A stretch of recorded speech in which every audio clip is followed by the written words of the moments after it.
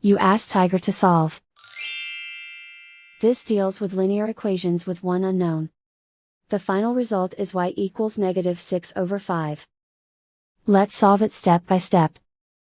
Group all constants on the right side of the equation. Subtract 2/5 from both sides.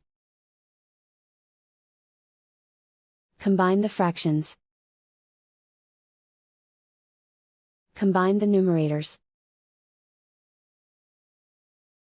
Reduce the zero numerator. Simplify the arithmetic.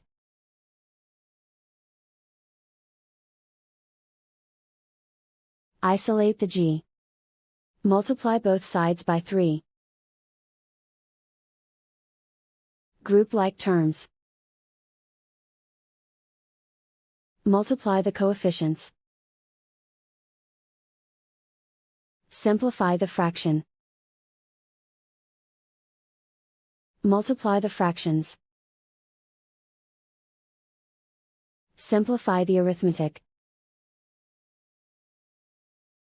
And so the final result is y equals -6/5.